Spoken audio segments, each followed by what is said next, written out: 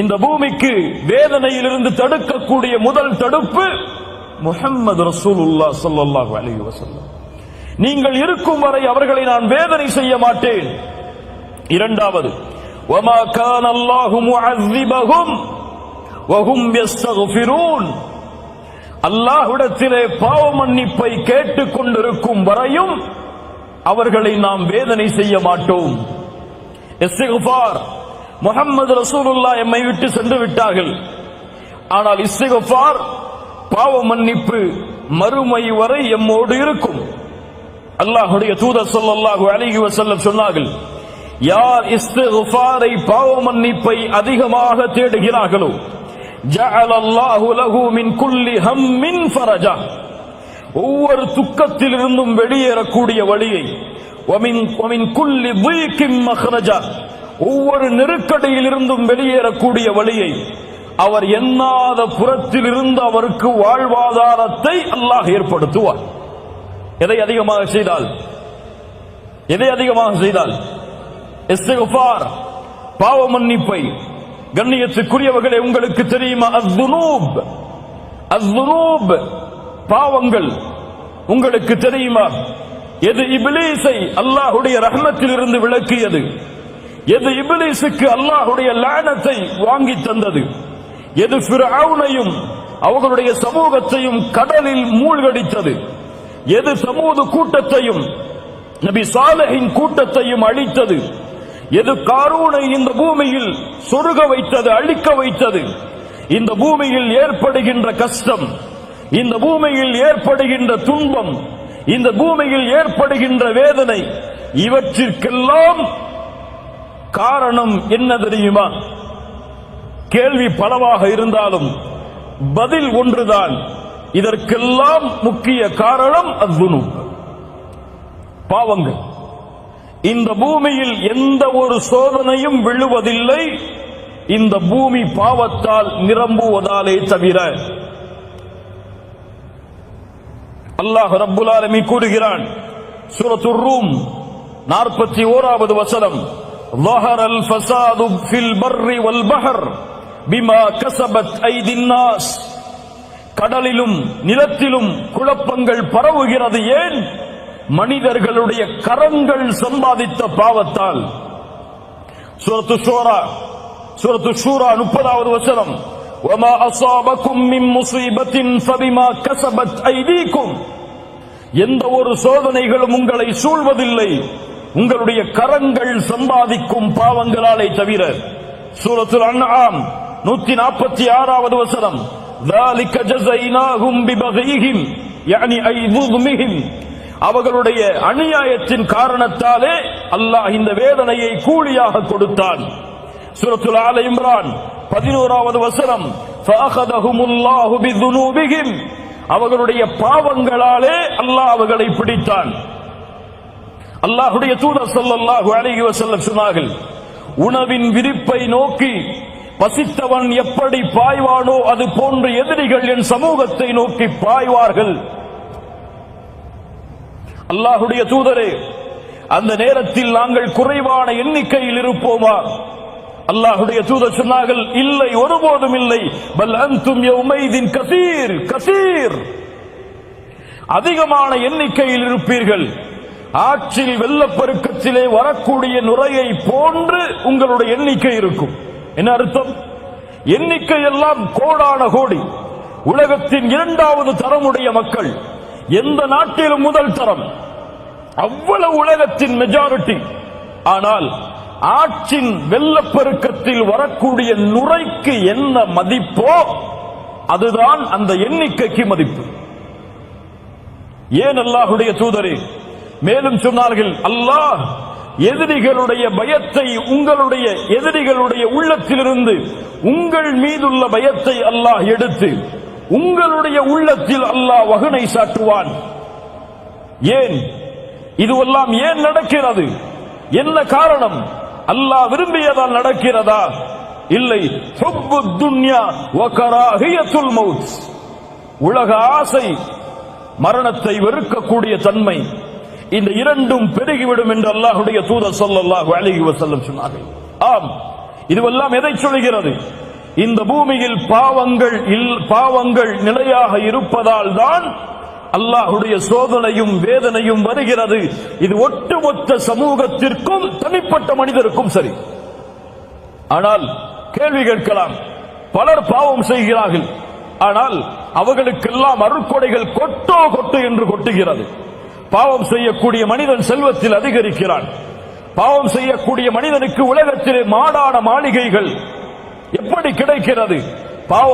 பாவம் செய்தால் தண்டனை உண்டென்றால் ஏன் இப்படி நடக்கிறது? அல்லாஹ்வுடைய தூதர் ஸல்லல்லாஹு அலைஹி வஸல்லம் அதற்கும் பதில் சொன்னார்கள்.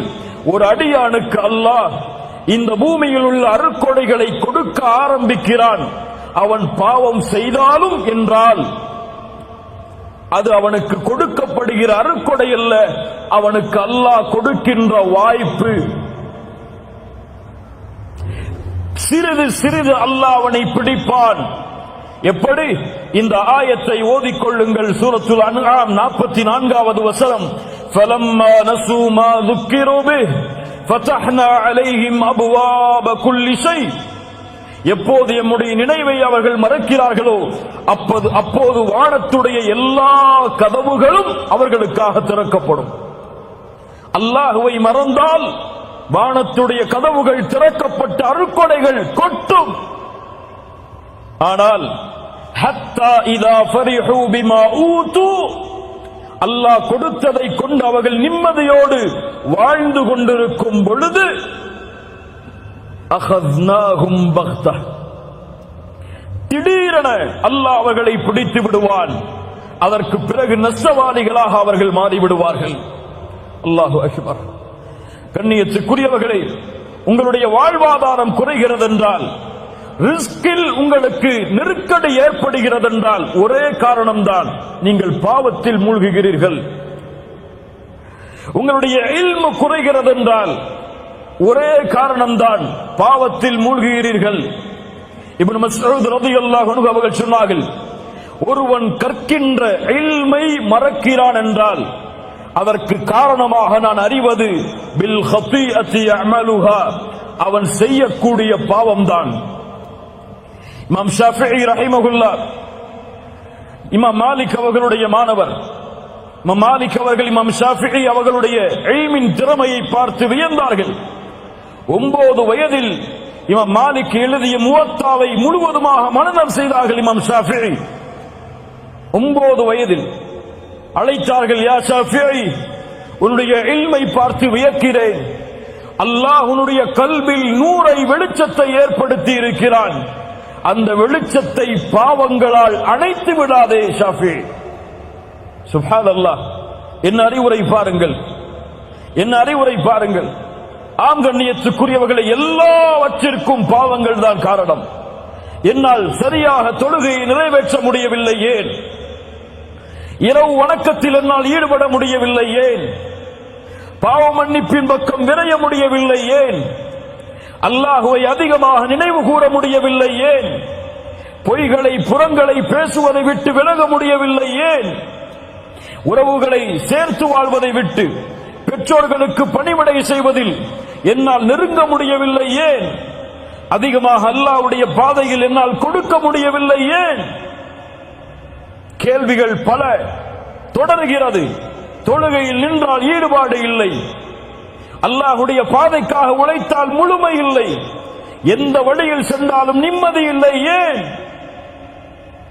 அலி இப்னு அபி தாலிப் அவர்களிடத்தில் ஒரு மனிதர் வந்து கேட்டார், யா அலி, ஹுர்ரிம்து மினஸ் ஸலாத்தி பில்லைல், இரவுடைய வணக்கத்திலிருந்து தூரமாகிறேன், தடுக்கப்படுகிறேன், ஆனால் காரணம் தெரியவில்லை அலியே.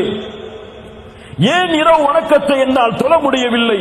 அலாரம் வைக்கிறேன், மனைவி எழும்படி என்னை எழுப்பிவிடு என்று கூறுகிறேன், எல்லா வசதிகளையும் ஏற்படுத்துகிறேன், ஆனால் இரவு வணக்கத்தில் ஈடுபட முடியவில்லை அலி, ஏன்? அலி அவர்கள் சொன்னார்கள், அந்த ரஜுலுன் கது கையதத்க துனூபுக், நீ பாவங்களால் பிணைக்கப்பட்ட கட்டப்பட்ட மனிதனாக இருக்கிறாய். தொழுகையை சரியாக தொழ முடியவில்லையா? முயற்சி எடுத்தும் உங்களிடத்திலே பாவங்கள் இருக்கிறது. அல்லாஹ்வை முழு மனதோடு அழைக்க முடியவில்லையா? உங்களிடத்திலே பாவங்கள் இருக்கிறது. இரவு வணக்கத்திலே ஈடுபட முடியவில்லையா? உங்களிடத்திலே பாவங்கள் இருக்கிறது. நன்மையில் முன்னேற முடியவில்லையா? உங்களிடத்திலே பாவங்கள் இருக்கிறது. இதிலிருந்து நீங்கள் தௌபா செய்து விலகாமல் எந்த ஒரு சோதனையும் உங்களிடமிருந்து நீங்கள் நீக்க முடியாது. நபி நூஹ் அதைத்தான் சொன்னார் சமூகத்திற்கு. சூரத்து நூஹ், நபி நூஹ் சொன்னார்கள், ஃபகுல்து இஸ்தக்ஃபிரு ரப்பக்கும் இன்னஹு கான கஃபாரா. நபி நூஹ் தன் சமூகத்திற்கு சொன்னார், இஸ்தக்ஃபிரு ரப்பக்கும், ரப்பிடத்திலே மன்னிப்பை தேடுங்கள், அவன் மன்னிக்க கூடியவனாக இருக்கிறான். யுர்சிலிஸ் ஸமாஅ அலைக்கும் மித்ராரா, மலைகளை அவன் தொடர்ச்சியாக ஏற்படுத்துவான். அவனிடத்திலே பாவ மன்னிப்பை தேடுங்கள். உலகத்தில் செல்வத்தாலும் குழந்தைகளாலும் இந்த உலகத்தின் தோட்டங்களாலும் அதில் ஓடக்கூடிய ஆறுகளாலும் அல்லாஹ் உங்களுக்கு உதவி செய்வான், ஏற்படுத்துவான்.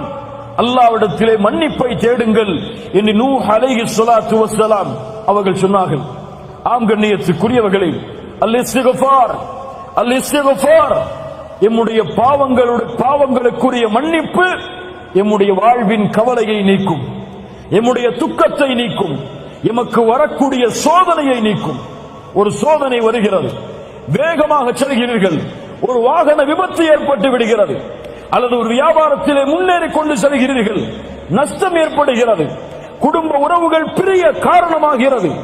அப்போது நினைக்காதீர்கள் இதற்கெல்லாம் வேறு காரணமாக இருக்குமோ, இதுவெல்லாம் வேறு யாராவதுடைய கண்ணின் காரணமாக ஏற்பட்டு இருக்குமோ என்று நினைக்காதீர்கள். நீங்கள் நினைக்கக்கூடிய முதல் நினைப்பு, என்ன பாவம் செய்தேன் நான், எந்த பாவம் என்னிடத்திலே இருக்கிறது, நான் சோதிக்கப்படுகிறேனே, என்ன பாவத்திற்கு நம்மிடத்திலே மன்னிப்பை தேட மறந்துவிட்டேன், அதை நினைவு கூர்ந்து மன்னிப்பை தேடுங்கள். என் வாழ்வில் நடந்த ஒரு செய்தி. இந்த நாட்டிலே ஒரு வாகனத்திலே நான் சென்று கொண்டிருக்கும் பொழுது ஒரு பெண் என்னுடைய வாகனத்திலே மோதிவிட்டாள். மோதிய பிறகு என்னுடைய வாகனம் அதிகமாக பாதிக்கப்படுகிறது. அந்த பெண் இறங்கி வருகிறார்கள், மன்னிப்பு கேட்கிறாள். அப்போது என் கணவன் வரட்டும், இருவரும் சேர்ந்து நாம் போலீஸ் ஸ்டேஷனுக்கு போவோம் அப்படின்னு சொல்லி அந்த பெண் சொல்றாங்க. வெயிட் பண்றோம்.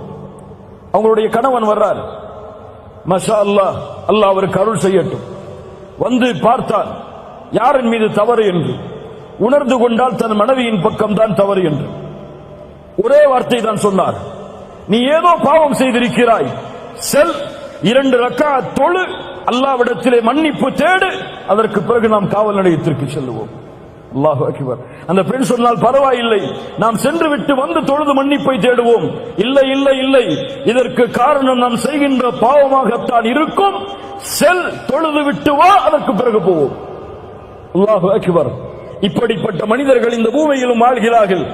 ஆம் கண்ணியத்துக்குரியவர்களே, இந்த நிகழ்வும் இது போன்ற நிகழ்வுகளும் நம்முடைய வாழ்வில் ஏற்பட்டால் முதலாவது நினையுங்கள், எந்த பாவம் என்னிடத்தில் இருக்கிறது, சரியாக தொழுகிறேனா, சரியாக ஜக்காத்தை கொடுத்தேனா, ஹஜ் கடமையாக ஹஜ் செய்தேனா, புறம் பேசுகிறேனா, பொய் பேசுகிறேனா, பெற்றோர்களுக்கு மாறு செய்தேனா, மனைவிக்கு நோவினை செய்தேனா, பிள்ளைகளுக்கு நோவினை செய்தேனா, என் ரப்பை நினைவு கூற மறந்தேனா, என் ரப்புடைய தொடர்பில் துண்டித்திருக்கிறேனா. இந்த பாவத்தை விட்டு நீங்கினால்தான் என் சோதனை அகலும் என்று நினைத்தால் அல்லாஹ் ரப்புல் ஆலமீன் அந்த பாவ மன்னிப்பில் என்னுடைய வாழ்வின் கவலைகளை, பிரச்சனைகளை நீக்குவான். மூன்றாவது, அஸ்ஸலாஹ். அஸ்ஸலாஹ் உள்ளத்தின் நிம்மதி, வாழ்வின் நிம்மதி, ஒட்டுமொத்த கவலைகளும் ஒரு சுஜூதில் நீக்கிவிடும் நிம்மதியை அல்லாஹ் இந்த தொழுகையில் வைத்திருக்கிறான். அல்லாஹ் கூறுகிறான், சூரத்து தாஹா 124, 125வது வசனங்கள், وَمَنْ أَعْرَضَ عَنْ ذِكْرِي فَإِنَّ لَهُ مَعِيشَةً ضَنْكًا. அல்லாஹு அக்பர், அல்லாஹு அக்பர். குர்ஆன் பேசுகிறது, கேளுங்கள். وَمَنْ أَعْرَضَ عَنْ ذِكْرِي, என் நினைவிலிருந்து யார் தூரமாகிறானோ, فَإِنَّ لَهُ مَعِيشَةً ضَنْكًا, அவனுக்கு நெருக்கடியான வாழ்வை நாம் ஏற்படுத்துவோம். கோடிகள் இருக்கும், ஆனால் நெருக்கடி இருக்கும். லட்சங்கள் குமையும், நெருக்கடி இருக்கும். நெருக்கடியான வாழ்வை ஏற்படுத்துவோம். ஏன்? என் நினைவில் இருந்து அவன் தூரமானால். ஜும்ஹூர் அஹ்லு தஃசீர், தஃசீர் கலையுடைய விரிவுரையாளர்கள் எல்லோரும் சொல்கிறார்கள் சேர்ந்து, அல்லாஹ்வின் நினைவு என்று அல்லாஹ் குர்ஆனிலே குறிப்பிடுவது அஸ்ஸலாத். தொழுகையிலிருந்து தூரமானால் இந்த உலகம் நெருக்கடியாகும், பிரச்சனைகள் நெருக்கடியாகும், குடும்பத்தில் நிம்மதி இருக்காது, தொழிலில் நிம்மதி இருக்காது, கல்வியில் நிம்மதி இருக்காது. எதை தொட்டாலும் சோதனையில் முடியும். தொழுகையை அவன் சரியான முறையில் நிறைவேற்றவில்லை என்றால், ஃபஜ்ருடைய தொழுகையை தொழாமல் அவன் காலையில் விழித்தால் அந்த தினம் முழுவதும் அவனுக்கு சோதனை தான். கெட்ட நாள் நல்ல நாள் இஸ்லாமில் கிடையாதா? உண்டா இல்லையா? கெட்ட நாள் நல்ல நாள் இஸ்லாம் இருக்கா? கிடையாது. ஆனால் இருக்கிறது. ஒரு மனிதனுக்கு கெட்ட நாள் என்றால் எப்போது அவன் ஃபஜ்ர் தொழவில்லையோ அதுதான். அல்லாஹ்வுடைய தூதர் ஸல்லல்லாஹு அலைஹி வஸல்லம் சொன்னார்கள், இரவில் தூங்கும் பொழுது ஷைத்தான் 3 முடிச்சுகளை போடுகிறான். எத்தனை முடிச்சுதா? எத்தனை முடிச்சு? 3 முடிச்சுகளை போடுகிறான். ஒவ்வொரு முடிச்சை போடும் பொழுதும் சொல்லுகிறான், இரவு தூரமானது, இரவு தூரமானது, தூங்கு, நிம்மதியோடு உறங்கு என்று சொல்லுகிறான். அல்லாஹ்வுடைய தூதர் ஸல்லல்லாஹு அலைஹி வஸல்லம் சொன்னார்கள், எப்போது அவன் எழுந்து அல்லாஹ்வை நினைவு கூறுகிறானோ அப்போது ஒரு முடிச்சு அவிழ்கிறது. எப்போது உது செய்கிறானோ 2வது முடிச்சு அவிழ்கிறது. எப்போது தொழுகிறானோ 3வது முடிச்சாக அவிழ்கிறது. அப்போது அவன் நஷீதன் தய்யிபன் நஃப்ஸ், ஆரோக்கியமானவனாக, மகிழ்ச்சியுடையவனாக, நிம்மதியுடையவனாக எழுந்திருக்கிறான். அந்த உள்ளத்தோடு எழுந்திருக்கிறான். ஆனால் 3 முடிச்சுக்களும் அவிழ்க்கப்படவில்லை என்றால் ஹபீஸன் நஃப்ஸ், அசுத்தமான உள்ளத்தோடு, கஸ்லான், சோம்பேறியாக அவன் எழுந்திருக்கிறான். புரியுதா? அந்த 3 முடிச்சுக்களும் அவிழ்க்கப்பட்டு ஃபஜ்ருடைய தொழுகையை அவன் நிறைவேற்றினால் அன்றைய தினம் முழுவதும் அவன் தொடக்கூடிய எல்லா காரியமும் வெற்றி. ஃபஜ்ருடைய தொழுகை தொழாமல் அவன் எழுந்திருந்தால் அன்றைய தினம் முழுவதும் சோம்பேறித்தனத்தால் நிரம்பி இருக்கும். மேலும் சொன்னார்கள், யார் ஒருவன் ஃபஜ்ருடைய தொழுகையை தொழாமல் உறங்குகிறானோ அவனுடைய காதில் ஷைத்தான் சிறுநீர் கடிக்கிறான். அல்லாஹ்வுடைய தூதருடைய வாக்கு உண்மை. ஃபஜ்ருடைய தொழுகையை தொழாமல் உறங்கிக் கொண்டிருப்பவர்களே, உங்களுடைய காதில் ஒருவன் சிறுநீர் கழிக்கிறான். அவன் யார்? அல்லாஹுவால் சபிக்கப்பட்டவன், தூதரால் சபிக்கப்பட்டவன், மூமின்களால் சபிக்கப்பட்டவன். அது மட்டுமல்ல, அல்லாஹ்வுடைய தூதர் சொன்னார்கள், 2 தொழுகை முனாஃபிக்குகளுக்கு தான் சிரமம். நல்ல பதிஞ்சுக்கோங்க, நல்ல உள்ளத்துல அழுத்தி செய்யுங்க இந்த ஹதீஸை. 2 தொழுகை முனாஃபிக்குகளுக்கு தான் சிரமம். அல் ஃபஜ்ரு வல் இஷாஉ, இதுவெல்லாம் அல் ஃபஜ்ர் வல் இஷா. நான் சொல்கிறேன், ஃபஜ்ருடைய தொழுகையை தொழாமல் உங்களுடைய விழிப்பு இருந்தால்,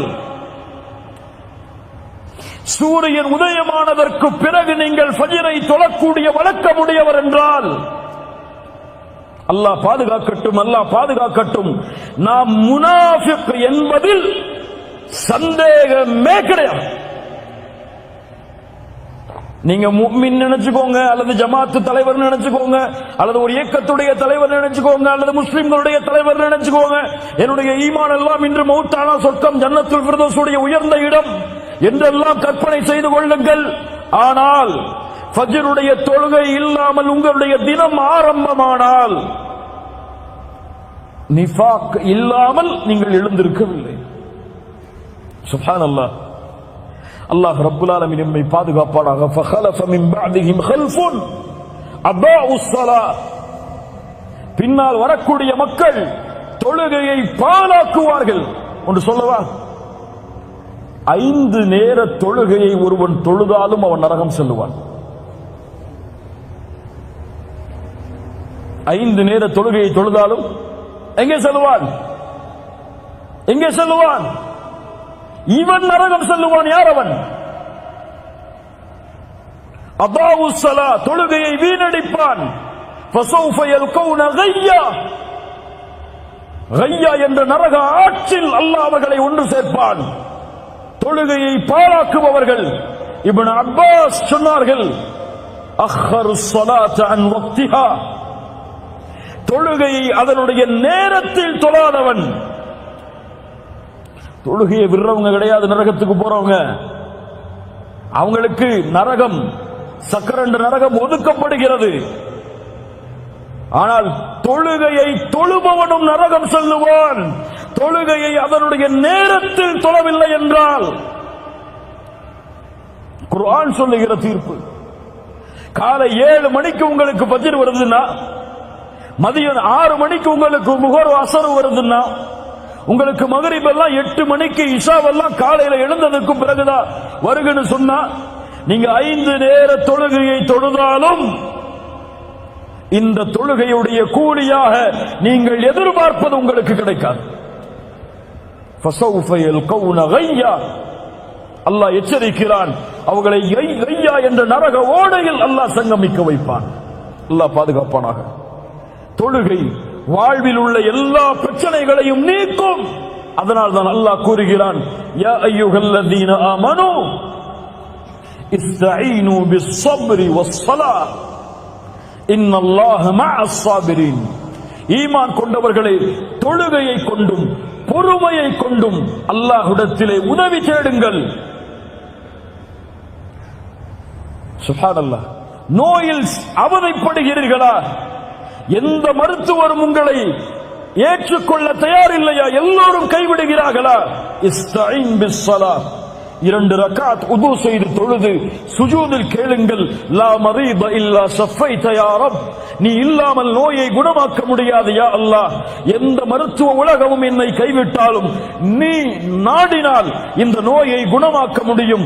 உன்னை தவிர யாரும் இல்லை இதை குணமாக்குவதற்கு என்று உங்களை ஒப்படையுங்கள். இன்ஷா அல்லாஹ் நீங்கள் சுஜூதில் இருந்து எழுவதற்கு முன்னால் உங்களுடைய நோய் குணமாகும். கடனில் பிரச்சனையா? கோடி கோடி கடன் குவிந்து விட்டதா? வெளியேறுவதற்கு வழி தெரியவில்லையா? இஸ்தஈன் பிஸ்ஸலாத். குழந்தை இல்லையா? இஸ்தஈன் பிஸ்ஸலாத். வீட்டில் மனைவிக்கும் உங்களுக்கும் பிரச்சனையா? இதை தீர்ப்பதற்கு வழி தெரியவில்லையா? இஸ்தஈன் பிஸ்ஸலாத். நிறுவனத்தில் வேலையை விட்டு உங்களை தூக்குகிறார்கள். வாழ்வாதாரம் என்ன ஆகப் போகிறது என்று தெரியவில்லை. இஸ்தஈன் பிஸ்ஸலாத். தொழுது முடிப்பதற்குள் உங்களுக்கு நீங்கள் விரும்பிய வேலையை விட சிறந்த வேலை உங்கள் வீட்டின் வாசலின் கதவை தட்டும். தொழுகையை கொண்டு உதவி தேடுங்கள். தொழுகையில் சுஜூதில் அல்லாஹ்விடத்திலே அதிகம் கேளுங்கள். எல்லா பிரச்சனைகளும் நீக்கப்படும். ஏன்? அல்லாஹ்வுடைய தூதர் சொன்னார்கள், ஒரு அடியான் அல்லாஹ்விடத்திலே நெருக்கமாக இருக்கக்கூடிய நிலைமை சுஜூத். ஃபஅக்ஸிரு ஃபீஹி மினத் துஆ, அதில் துஆவை அதிகப்படுத்துங்கள் என்று அல்லாஹ்வுடைய தூதர் முஹம்மது ரசூலுல்லாஹ் ஸல்லல்லாஹு அலைஹி வஸல்லம் சொன்னார்கள்.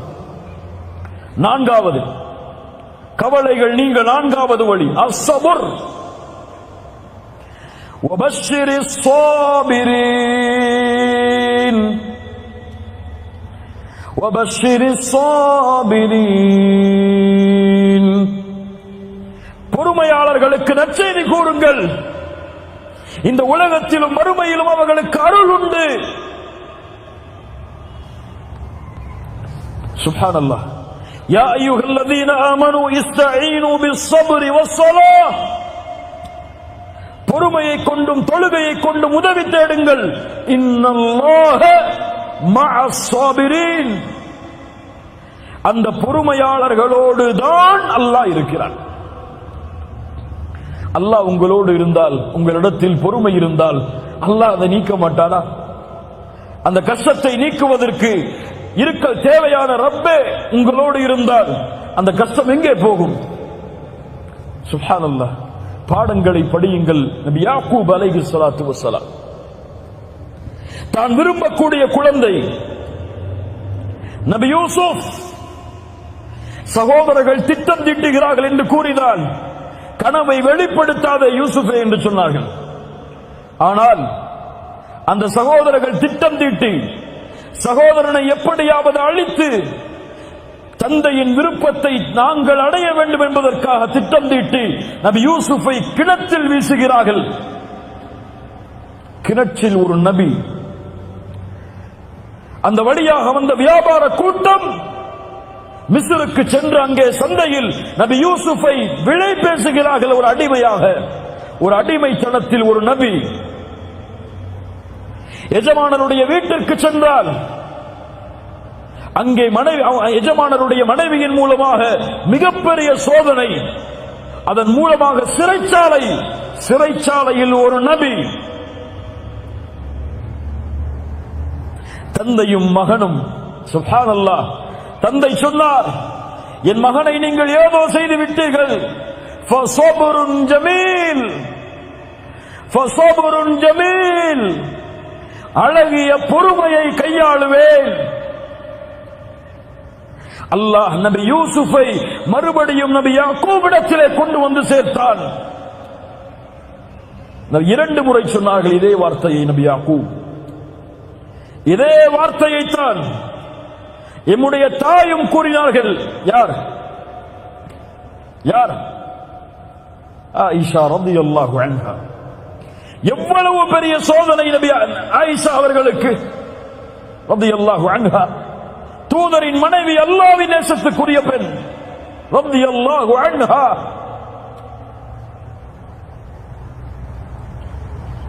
இந்த உலகத்தில் அருவருக்கத்தக்க ஒரு பாவத்தோடு ஒரு நபியின் மனைவி இணைக்கப்படுகிறார்கள். ஒரு சித்தீக்கின் மகள். தூதர் அல்லாஹ்வுடைய வசனத்தை எதிர்பார்த்திருக்கிறார்கள். சஹாபாக்களில் சிலர் அந்த தவறை பற்றி பேச ஆரம்பிக்கிறார்கள் மக்களிடத்தில். அல்லாஹ் அவர்களுடைய பாவங்களை மன்னிக்கட்டும். அல்லாஹ்வுடைய தூதரும் சஹாபாக்களும் என்ன செய்வதென்று திளைத்திருக்கிறார்கள். ஆயிஷா அவர்களுக்கு அந்த செய்தி போய் சேருகிறது. கவலையில் அழுது அழுது அழுது ஆயிஷா அவர்களுடைய உள்ளம் நெருக்கடியால் சூழ்கிறது. பல நாட்களுக்கு பிறகு ஆயிஷா அவர்களை அல்லாஹ்வுடைய தூதர் சந்திக்க செல்கிறார்கள். அதுவரை சலாமை தவிர வேறு பேச்சு கிடையாது. தன் கணவர் தன்னோடு பேச மறுக்கிறார். மூமின்களிடத்தில் தன்னை பற்றிய தவறான செய்திகள் பரப்பப்படுகிறது. எவ்வளவு பெரிய நெருக்கடி ஆயிஷாவுக்கு ரலியல்லாஹு அன்ஹா. அல்லாஹ்வுடைய தூதர் சொல்லுகிறார்கள், ஆயிஷா, அபூபக்கரும் அவர்களுடைய தாயாரும் அருகில் இருக்கிறார், அவருடைய மனைவியும் அருகில் இருக்கிறார்கள். ஆயிஷா அவர்களுடைய தாயாரும் இருக்கிறார்கள், தந்தையும் தாயும். அல்லாஹ்வுடைய தூதர் சொல்கிறார்கள், ஆயிஷா, இப்படி கேள்விப்பட்டேன். நீங்கள் செய்திருந்தால் மன்னிப்பை தேடுங்கள். அல்லாஹ் பாவத்தை உணர்ந்து மன்னிப்பை தேடுபவர்களை மன்னிப்பான். செய்யவில்லை என்றால் அல்லாஹ் உங்களை பரிசுத்தப்படுத்துவார். நீங்கள் என்ன சொல்லுகிறீர்கள்? அபூபக்கரை பார்த்து சொன்னார்கள் ஆயிஷா ரலியல்லாஹு அன்ஹா, அல்லாஹ்வுடைய தூதருடைய நண்பரே, உங்களுடைய தூதருக்கு பதில் சொல்லுங்கள். அபூபக்கர் சொன்னார்கள், என்ன சொல்லுவது? என் தாயே, ரசூலுக்கு பதிலளியுங்கள். என்ன சொல்லுவது நான்? என்ன சொல்லுவது நான் என்று அவர்கள் இருவரும் திளைத்து நிற்கிறார்கள். ஆயிஷா ரலியல்லாஹு அன்ஹா அவர்கள் சொன்னார்கள், அல்லாஹ்வுடைய தூதரே, இந்த செய்தி உங்களிடத்திலே வந்து சேர்ந்தது. நீங்கள் இதை அல்லாஹ்வுடைய வசனத்தை எதிர்பார்த்து இருக்கிறீர்கள். ஆனால் நானோ அல்லாஹுவை சாட்சியாக வைத்து கூறுகிறேன், நான் தூய்மையான பெண் தான். இந்த உலகத்தில் எந்த குற்றமும் நான் செய்யவில்லை. நபி யாக்கூபுடைய அடையாளத்தை தான், அந்த உதாரணத்தை தான் என்னுடைய வாழ்விலும் நான் எடுத்துக் கொள்கிறேன். இந்த சோதனையிலிருந்து நான் வெளியே வர வேண்டும் என்றால் ஒரே வழிதான், ஃபஸப்ருன் ஜமீல் வல்லாஹுல் முஸ்தஆனு அலா மா தஸிஃபூன். அழகிய பொறுமையை கையாளுவேன். ஏன் நபி யாக்கூபிடத்திலே இருந்த அந்த பொறுமை? இவ்வளவு பெரிய இட்டுக்கட்டப்பட்ட செய்தியை சுமந்த ஆயிஷா ரலியல்லாஹு அன்ஹா அவர்களிடத்தில் இருந்த அந்த பொறுமை ஏன் நம்மிடத்தில் இல்லை? ஃபஸப்ருன் ஜமீல் வல்லாஹுல் முஸ்தஆனு அலா மா தஸிஃபூன். அல்லாஹ் நபி யாக்கூபுக்கு அந்த பொறுமையின் கூலியாக அவர்கள் நினைத்ததை விட நபி யூசுஃபுடைய அந்தஸ்தை உயர்த்தி அல்லாஹ் திருப்பி கொடுத்தான்.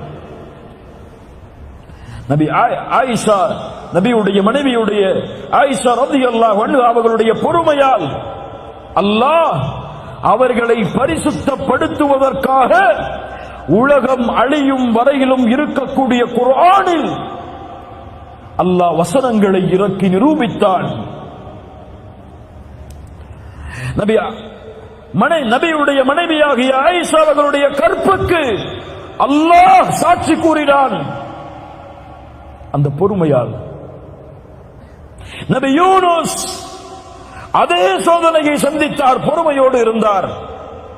நபி நூஹ் 950 ஆண்டு காலம் அழைப்பு, பொறுமையோடு இருந்தார். முஹம்மது ரசூலுல்லாஹ் ஸல்லல்லாஹு அலைஹி வஸல்லம் எவ்வளவு சோதனைகள் மக்காவில், எவ்வளவு சோதனைகள். நபி சுஜூதில் முஷ்ரிக்குகள், மக்கத்து காஃபிர்கள் அந்த தூதரின் மேல் ஒட்டகத்தின் கழிவை வீசினார்கள். சுமையா ரலியல்லாஹு அன்ஹா, யாசிர், அம்மார், ஒரே குடும்பம் ஒரு பெண்ணுக்கு முன்னால் கொடுமைப்படுத்தப்பட்டார்கள். அல்லாஹ்வுடைய தூதர் என்ன சொன்னார்கள்? சப்ரன் ஆல யாசிர். யாசிருடைய குடும்பத்தார்களே, பொறுமையை கையாளுங்கள். நீங்கள் தங்கக்கூடிய இடம் நாளை மறுமையில் சொர்க்கம். அஸ்ஸபர், அஸ்ஸபர், என் ரப்பு எனக்கு கொடுத்தது, இதில் நான் பொறுமையோடு இருப்பேன். என் ரப்பு இதை விட்டு என்னை இதை விட்டு அல்லாஹ் பாதுகாப்பான். என் ரப்பு எனக்கு வழிகாட்டுவான். அதுவரை பொறுமையை கையாளுவேன், பொறுமையோடு இருப்பேன். என்ன சோதனை வந்தாலும், சிரமம் வந்தாலும் சபர். வபஷ்ஷிரி ஸாபிரீன் இன்னல்லாஹ மஅஸ் ஸாபிரீன். ஐந்தாவது அத்தவக்குல் அலல்லாஹ், கவலைகள் நீங்க. ஐந்தாவது வழி அல்லாஹுவின் மீது உறுதியான நம்பிக்கை. அல்லாஹுவின் மீது அசைக்க முடியாத உறுதியான நம்பிக்கை. என் கஷ்டத்தை என் ரப்பை தவிர யாரும் நீக்க முடியாது. அம்மை யுஜீபுல் முல்தர்ர இதா தஆஹு வ யக்ஷிஃபுஸ் ஸூ. கஷ்டத்தில் சிக்கி தவிப்பவர் அழைக்கும் பொழுது அந்த அழைப்பிற்கு யார் பதில் கொடுப்பது? சிரமங்களை யார் நீக்குவது? இலாஹும் அல்லாஹ், அல்லாஹுவை விட வேறொரு இலாஹ், கடவுள் இருக்கிறாரா? அல்லாஹ் கூறுகிறான், وَمَن يَتَوَكَّلْ عَلَى اللَّهِ فَهُوَ حَسْبُهُ. யார் அல்லாஹ்வின் மீது நம்பிக்கை கொண்டிருக்கிறார்களோ அவர்களுக்கு அல்லாஹ் ஒருவன் போதுமானவன். அல்லாஹ்வுடைய தூதர் சொன்னார்கள், யார் அல்லாஹ்வின் மீது அசைக்க முடியாத நம்பிக்கையை வைத்திருக்கிறார்களோ, ஹக்க தவக்குலிஹி, உண்மையான தவக்குலை கொண்டிருக்கிறார்களோ, அவர்களுக்கு அல்லாஹ் பறவைகளுக்கு எப்படி உணவளிக்கிறானோ அப்படி உணவளிப்பான். அது காலையில் பசியோடு செல்லுகிறது, மாலையில் வயிறு நிரம்ப திரும்பி வருகிறது. அப்ப என்ன அர்த்தம்? வீட்டுல உட்கார்ந்துட்டு அல்லாஹ் மேல நம்பிக்கை இருக்கு, அல்லாஹ் எனக்கு ரிஸ்க கொடுப்பான்னு சொல்லி உட்கார்ந்து இருக்கு சொல்லல. என்ன சொன்னாங்க அல்லாஹ்வுடைய தூதர்? அந்த பறவை பசியோடு என்ன சொன்னார்கள்? கிளம்பி செல்கிறது, ஒரு முயற்சி எடுத்து செல்லுகிறது, அல்லாஹ் அதனுடைய வயிற்றை நிரப்புகிறான். ரப்புல் ஆலமீன் இந்த உலகத்தில் உள்ள ஒரு இருள் சூழ்ந்த இரவில், ஒரு இருண்ட பாறையில் ஊறக்கூடிய ஒரு அணுவிற்கும் உணவளிக்க ரப்பு மறக்காத பொழுது, ரப்பின் மீது நம்பிக்கை கொண்டிருந்தால் உங்களுக்கு அல்லாஹ் வாழ்வாதாரத்தை ஏற்படுத்தாமல் இருப்பாடா? என் ரப்பை சார்ந்திருக்கிறேன், என் ரப்பின் மீது நம்பிக்கை வைத்திருக்கிறேன். இந்த கவலையை அல்லாஹ் நீக்குவான், இந்த துக்கத்தை அல்லாஹ் நீக்குவான். அத்தவக்குல் கவலைகளை நீக்கும். கவலைகள் நீங்க ஐந்தாவது வழி அல்லாஹ்வின் மீது உறுதியான நம்பிக்கை. ஆறாவது அல்லாஹ்வின் மீது நல்லெண்ணம், ஹுஸ்னு ظن பில்லாஹ். இது முக்கியமான விஷயம், கவனிச்சு கேளுங்க. அல்லாஹுவை நீங்கள் எப்படி உங்களுடைய உள்ளத்தில் மேன்மைப்படுத்துகிறீர்களோ அப்படி உங்களுடைய மேன்மையும் அல்லாஹ்விடத்தில். அல்லாஹ்வின் மீது எந்த நம்பிக்கையில் நீங்கள் உறுதியான நம்பிக்கையை வைத்திருக்கிறீர்களோ அதே எண்ணம்தான் அல்லாஹ்விடத்தில். அல்லாஹுவோடு நீங்கள் எப்படி நடந்து கொள்கிறீர்களோ அப்படித்தான் அல்லாஹுவும் உங்களோடு நடந்து கொள்வான். என் ரப்பு என் கவலையை நீக்குவான், அல்லாஹ் உங்கள் கவலையை நீக்குவான். என் ரப்பு என் நோயை குணப்படுத்துவான், அவன் தான் குணப்படுத்த முடியும். அவன் மீது நம்பிக்கை இருக்கிறது, நல்லெண்ணம் இருக்கிறது, அல்லாஹ் குணப்படுத்துவான், அல்லாஹ் குணப்படுத்துவான். என் ரப்பு என் கவலையை நீக்குவான், கடனை நீக்குவான். என் ரப்பின் மீது நம்பிக்கை இருக்கிறது, நல்லெண்ணம் இருக்கிறது. ஏன்? அவன் என் நஃப்ஸை விட என்னை நேசிக்கிறான். அல்லாஹ் என் நஃப்ஸ் என்னை நேசிப்பதை விட, என் உயிரை நான் விரும்புவதை விட என் ரப்பு என்னை நேசிக்கிறான்.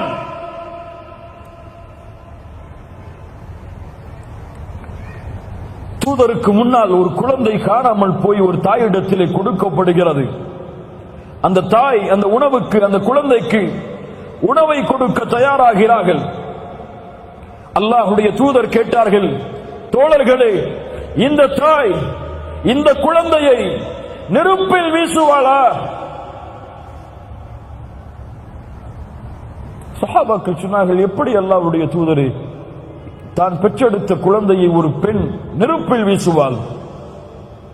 லல்லாஹு அர்ஹமு பிஇபாதிஹி மின் ஹாதிஹி பிவலதிஹா. ஒரு தாய் தன்னுடைய குழந்தையின் மீது எப்படி இந்த பாசத்தை காட்டுகிறாளோ இதை விட அல்லாஹ்